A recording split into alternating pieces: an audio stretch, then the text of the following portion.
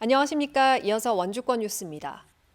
지난 일주일 사이 하루 평균 확진자가 3,000명을 넘어선 가운데 오늘도 지금까지 3,008명이 확진됐습니다.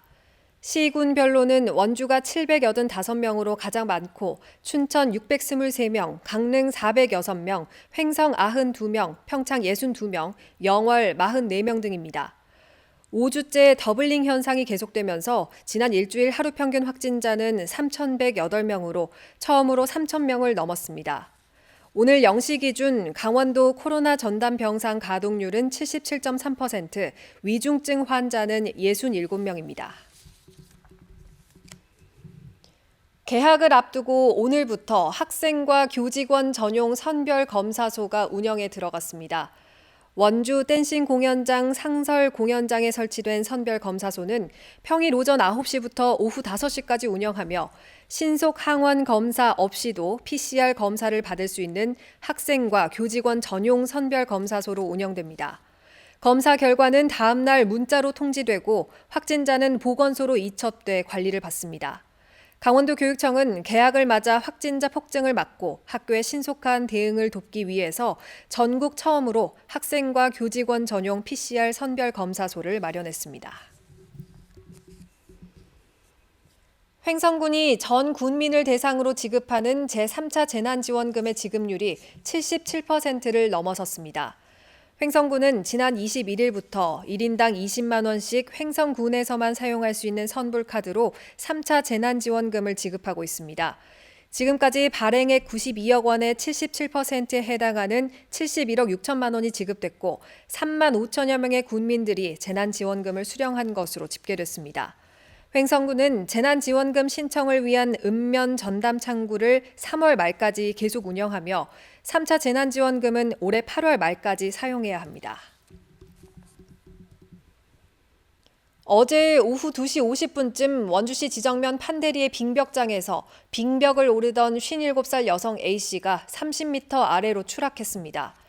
머리 등에 큰 부상을 입은 A씨는 출동한 구조대에 의해 병원으로 이송됐지만 결국 숨졌습니다. 이 빙벽장은 지난달 8일에도 50대 남성이 등반을 하다가 떨어져 숨진 곳입니다.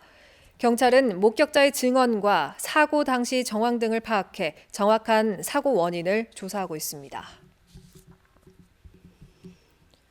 남원주 IC 주변에 단절된 보행로 구간을 연결하기 위한 도로 개설 공사가 착공에 들어갔습니다. 원주시는 사업비 14억 원을 들여 대성중고등학교에서 남원주 LPG 충전소까지 남원주 IC 진입 구간을 우회하는 483m 길이의 왕복 2차선 도로와 보행자 도로를 개설합니다.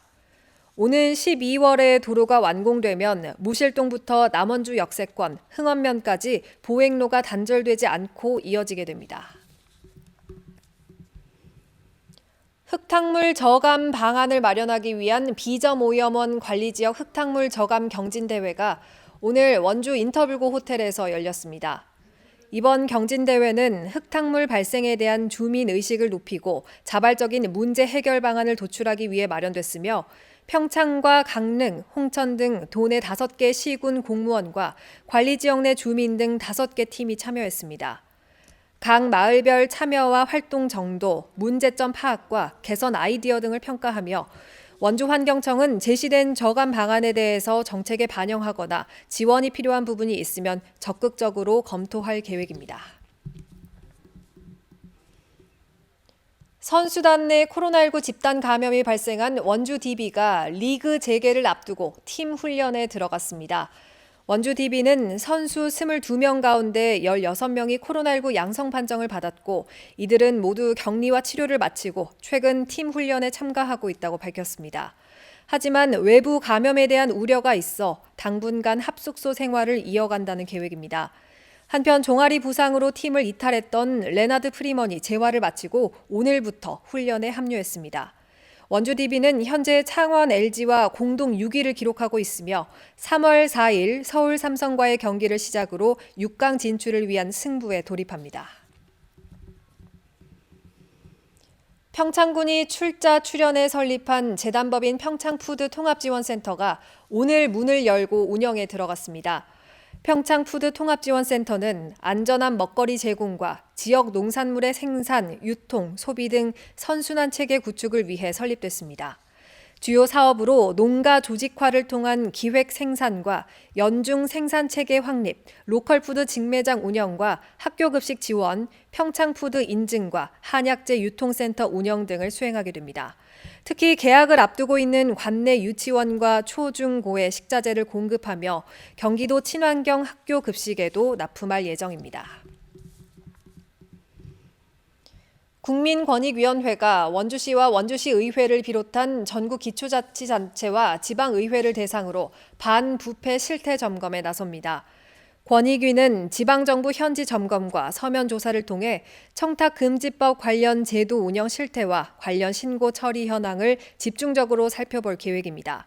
또 오는 3월 9일 대선과 6월 1일 지방선거를 앞두고 공직기강 나태와 부패 행위가 발생할 걸로 보고 4월 30일까지 신고 기간을 운영합니다. 뉴스를 마칩니다. 고맙습니다.